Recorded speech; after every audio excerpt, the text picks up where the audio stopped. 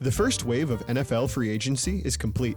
The major moves have been made, and in the aftermath, we're left with some teams that are looking better than they did weeks ago, and other teams that have created more questions than they've answered. Of course, it's a shot in the dark to call out the true winners and losers of a free agency class before next season even starts, and to see why, make sure to subscribe for that video coming in the future.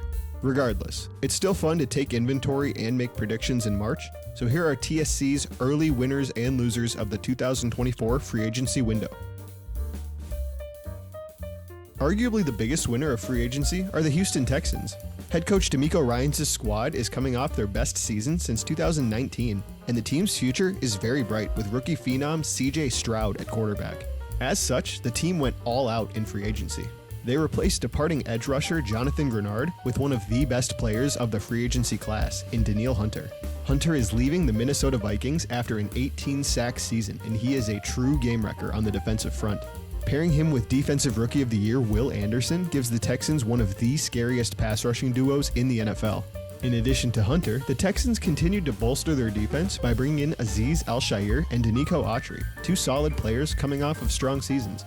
They've supplemented these headliner signings with a number of cheaper flyer contracts to players like Tim Settle and Jeff Okudah, hoping that they will be able to find success and grow under Ryans' strong defensive system. On the offensive side of the ball, Houston bolstered its rushing attack by trading for Joe Mixon from the Cincinnati Bengals, who will provide a strong veteran presence behind Stroud. This free agency period, they did exactly what every team with a great quarterback on a rookie contract should do. They spent big and brought in great players. Look for Houston to target a pass catcher or two either through a trade or the draft as the AFC South champions gear up to defend their crown. And during the making of this video, the Texans acquired Stefon Diggs from a trade with the Bills. Pairing him with Nico Collins and Tank Dell, they've effectively solved their wide receiver need. And in doing so, they've put the AFC on watch. Another winner from free agency are the Minnesota Vikings. In an offseason of massive turnover, the Vikings did well for themselves, despite losing their quarterback Kirk Cousins along with the aforementioned Danielle Hunter. They replaced Hunter with Jonathan Grenard from the Houston Texans. Grenard himself is no slouch, and he actually fits the Vikings' long-term plan better than Hunter. Grenard is 26 years old, as opposed to Hunter, who is 29, and he's coming off a career-best 12.5 sack season, where he actually had a higher sack and pressure rate than Hunter. At $19 million per year until 2028, the Vikings are betting big that Grenard will continue to improve and terrorize quarterbacks for years to come. With Grenard comes his Texan teammate, Blake Cashman, at middle linebacker. Cashman has been one of the best linebackers in the NFL in pass coverage, an area in which the Vikings have struggled for a number of seasons. On the other side of the defensive front, they brought in Andrew Van Ginkel from the Dolphins. Van Ginkel, who used to be coached by Vikings defensive coordinator Brian Flores, is also coming off a strong season in which he had 8 sacks and graded in the top 10 of PFF's edge rusher rankings. The Vikings also took a player from their rival Green Bay Packers, running back Aaron Jones. At 29 years old, this isn't necessarily a move for the future, but Minnesota desperately needed a strong running back after having one of the least productive rushing attacks in the league last year. Judging by some of the reactions to this signing by former teammates and by Jones himself, we could see some added drama when the Vikings play the Packers this season. Minnesota's bet on young, ascending talent aligns with their decision to let Kirk Cousins walk, as the team enters a new era headed by the likely selection of a top quarterback in the upcoming draft. The Vikings want to trade up, and they are not being shy about it.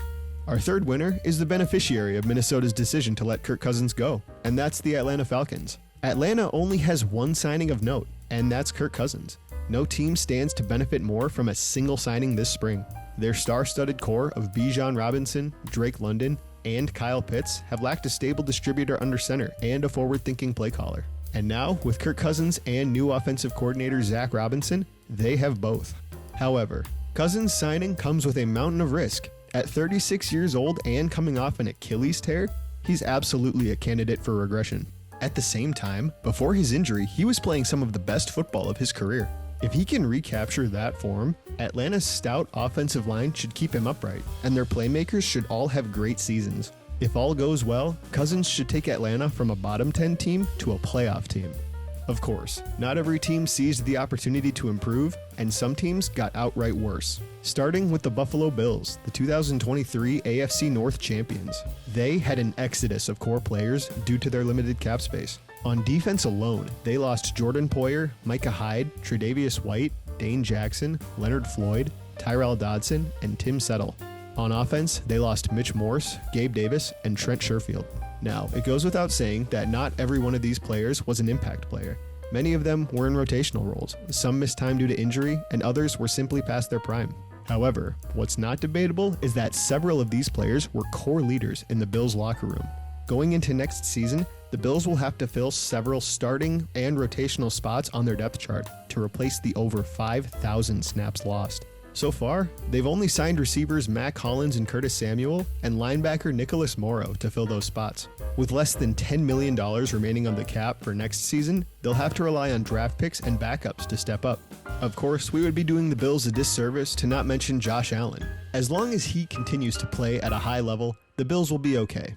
Additionally, the players lost didn't align with the Bills' long-term vision for their roster or salary cap, and cutting bait now will ease the impact of dead cap sooner rather than later. This is similar to what the Vikings did last offseason. By cutting several foundational and expensive players then, they were able to spend big this year. Nonetheless, losing that many players and leaders will land you in the loser column here. Another team in a similar situation to the Bills are the Dallas Cowboys. Both playoff teams coming off of strong seasons, the Cowboys were also up against the cap, with many of their players due for new contracts that the Cowboys just couldn't afford. Those include future Hall of Famer Tyron Smith, Dorrance Armstrong, Tony Pollard, Tyler Biadasz, Stephon Gilmore, Leighton Vander Esch, Dante Fowler, Neville Gallimore, Jonathan Hankins, Jaron Kearse, Chuma Edoga, and Michael Gallup. Similar to the Bills, many of these players were rotational, many are past their prime, and many were just injured too often to really make an impact. However, also like the Bills, the Cowboys lost a lot of leaders and veterans, and a lot of snaps played. Tyron Smith is still at the top of his game. Armstrong, Pollard, Biadasz, Gilmore, and Vander Esch are still solid players, and the others played a lot of snaps. While they have so far signed linebacker Eric Kendricks from the Chargers, they still have a lot of holes to fill with limited cap space. Maybe this is just another example of a team going through a required tightening offseason as they prepare to enter their new era, either with Dak Prescott extended or with a new quarterback under center. Regardless, the Cowboys roster is worse today than it was in January. Last but not least are the Miami Dolphins. They lost perhaps the best player in the free agency class without being able to adequately replace him. That being defensive tackle Christian Wilkins, who signed a massive $110 million contract with the Raiders. With him, they lost Robert Hunt, Andrew Van Ginkel, Brandon Jones, Raekwon Davis, Jerome Baker, Deshaun Elliott, Xavier Howard, Emmanuel Ogbah, and Connor Williams, among others.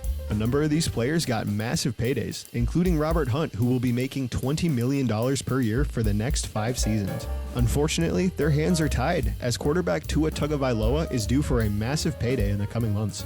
As a result, their roster has many new holes to fill. They've signed veterans Shaq Barrett and Jordan Poyer to fill some of those gaps, but a lot of work remains to be done if they hope to remain as competitive as they were last year. Those are our early winners and losers of the 2024 free agency period.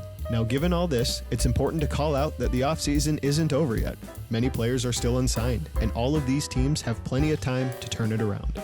But for them and everyone else playing catch-up, their work will be cut out for them. Thank you very much for watching. If you enjoyed this video, please leave a like and consider subscribing to the Sports Collective for more stories behind the sports.